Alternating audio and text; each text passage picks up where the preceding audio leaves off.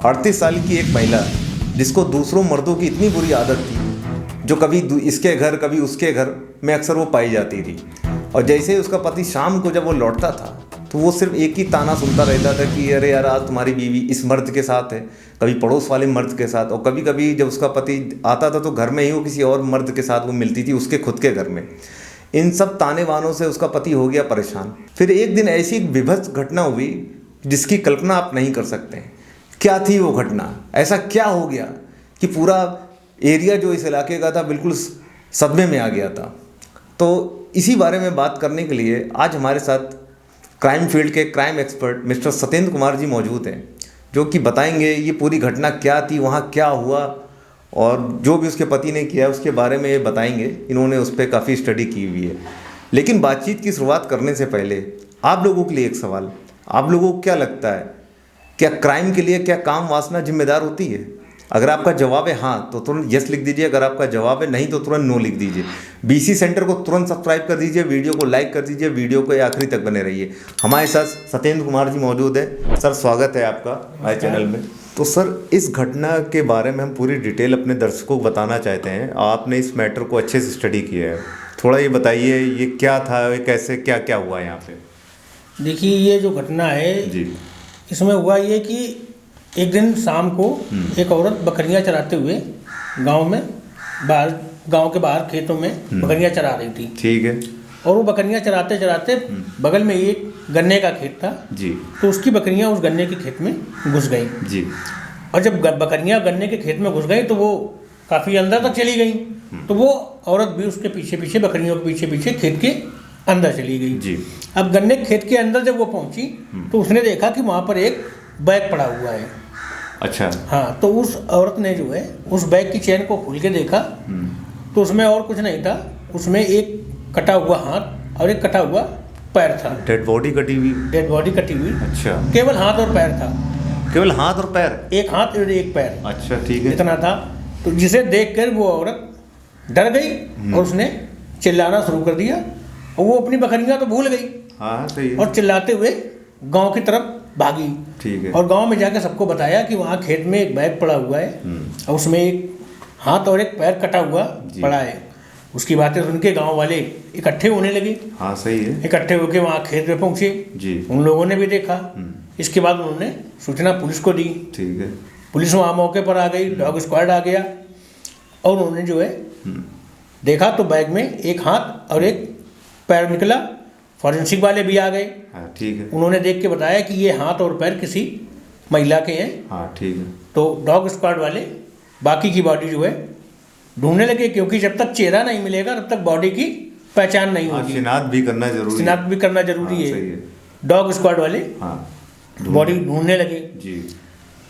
काफ़ी मशक्कत की उन्होंने, ढूंढते ढूंढते उनको जो है एक बैग और मिला, उसमें दूसरा हाथ और दूसरा पैर मिल गया। मतलब ये नया स्टाइल था, मतलब हाँ। हाथ पैर काट के। इसके बाद इन्वेस्टिगेशन और करते रहे, यहाँ तक कि उस लड़की का धड़ तक मिल गया। धड़ मिलने गया लेकिन अभी तक सर नहीं मिला। बड़ा ही काफ़ी ढूंढते रहे। काफ़ी परेशान होने के बाद जब वो जंगल की तरफ गए, जंगल में जाके सर भी मिल गया उनका।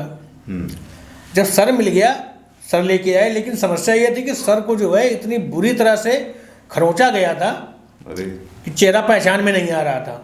चेहरा जो इतनी बुरी तरीके से खरोंचा गया था, इससे पुलिस एक बार फिर से जीरो लेवल पर खड़ी हो गई। अब चूंकि सभी गांव वाले वहाँ इकट्ठे थे, सबको केस के बारे में पता था, तो इन्वेस्टिगेशन जल्दी करनी थी जी।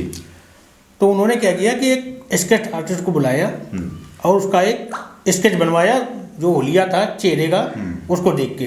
ठीक है। इसके बाद स्केच बनवा के आसपास के सभी जो है थानों में भिजवा दिया, बस स्टेशन पे लगवा दिया जी। सब जगह जो है स्केच उसका पहुंच गया। ठीक है। स्केच पहुंचने के बाद करीब 15 दिन तक कोई रिस्पॉन्स नहीं आया। करीब 15 दिन बाद दूर के किसी थाने में एक बूढ़ी औरत आई जी। और उसने कहा कि ये जो स्केच बना हुआ है ये हमारी बेटी की तरह है, ये हमारी बेटी है। अच्छा, उसकी माँ थी शायद? हाँ, शायद लड़की की माँ थी। तो पुलिस वालों ने कहा कि अगर ऐसी बात है तो उसने जो है उस औरत के कपड़े दिखाए। जब कपड़े दिखाए तो उस औरत ने कंफर्म कर दिया कि नहीं, ये हमारी बेटी के ही कपड़े हैं और ये हमारी बेटी ही है। उसने बताया कि हमारी बेटी की शादी फला फला गांव में हुई है जी। और वहाँ वो रहती थी। तो पुलिस वालों ने ये सोचा कि अगर ऐसी बात है तो हो ना हो जिसमें जो है उसके पति का हाथ है, क्योंकि वो बता रही थी औरत कि हम उसके पति को फ़ोन लगा रहे हैं तो वो फ़ोन भी नहीं उठा रहा है, कोई संपर्क नहीं हो पा रहा है। ठीक है। तो इसके बाद जो है पुलिस उस लड़की के पति के घर पर पहुंची। ठीक है। और वहाँ जब पहुंची तो वहाँ पता चला कि वो करीब 15-20 दिन से लापता है। अच्छा, उसका पति है वहाँ से हाँ, गायब है? गायब है, घर पे नहीं है वो। ठीक है। तो पुलिस ने जो है दरवाज़ा तोड़ा, दरवाज़ा तोड़ के जब अंदर गए तो वहाँ पर उनको जो है खून मिला और एक खून से सना हुआ चाकू मिला। तो पुलिस वालों ने पक्का कर लिया कि हो ना हो इसके पति का ही हाथ है इसमें जी। अब पति को जो है ढूंढना स्टार्ट किया। अब पति ढूंढे ना मिले, इसके बाद उसका फ़ोन जो है ट्रेस पे लगाया गया। फ़ोन कॉल ट्रेस लगाई गई और ट्रेस पे लगाने के बाद उसकी लोकेशन ट्रेस की गई, उसको पकड़ लिया गया। अच्छा, गिरफ्तार हो गया? गिरफ्तार हो गया जी। अब गिरफ्तार होने के बाद उससे जब पूछा गया कि ये सब क्या हुआ तो वो रोने लगा। अब रोने लगा, लेकिन पुलिस सख्त हो गई कि नहीं बताइए अब ये सब क्यों किया, कैसे हुआ। तो उसके आदमी ने बताया कि ये हमारी बीवी थी, 38 साल इसकी उम्र थी और इसको जो है दूसरे मर्दों के साथ संबंध बनाने का शौक था। इसके साथ साथ ये कुछ नशे की गोलियां भी लेती थी। अच्छा। और उस नशे की गोलियों के चक्कर में ही ऐसा करती थी। अच्छा, ठीक है। और ये नशे गोलियां लेने की इसकी आदत इतनी बुरी हो गई थी कि मैंने कई बार इसको समझाया कि ये सब गलत है, हमारे 3 बच्चे हैं, उसके 3 बच्चे भी थे। अच्छा, 3 बच्चे भी उसके? हाँ। ठीक है। 10 साल शादी के हो गए थे उसके, 3 बच्चे भी थे। तो बोले हमने समझाया, लेकिन इस नशे की ये जो गोलियां लेती थी नशेली, इनकी इतनी आदत खराब हो गई थी कि ये भूल जाती थी कि हम कहाँ हैं, किसके साथ हैं। तो ये इन गोलियों के चक्कर में ये कई दिन तक घर से बाहर रहती थी, किसी दूसरे आदमी के साथ रह रही, उसके साथ शारीरिक संबंध भी बना रही, इसे होश ही नहीं रहता था कौन अपना है कौन पराया है।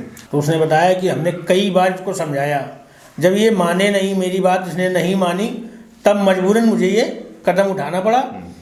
हमने अपने जो है 3 बच्चों को अपने चाचा के यहाँ भेज दिया जी। इसके बाद हमने अपने एक दोस्त को बुलाया और उसको बुलाने के बाद हम लोग घर में गए। घर में जाके पहले गला दबा के इसकी हत्या कर दी। इसके बाद अब हत्या तो कर दी, अब बॉडी को ठिकाने कैसे लगाएं, तो हमने इसके शरीर के 6 टुकड़े किए, 6 अलग अलग बैगों में भरे और गांव से दूर ले जाके फेंकने की योजना बनाई। लेकिन वजन इतना था कि मैं 7-8 किलोमीटर हम जा पाए, वहीं हमने फेंक दिया।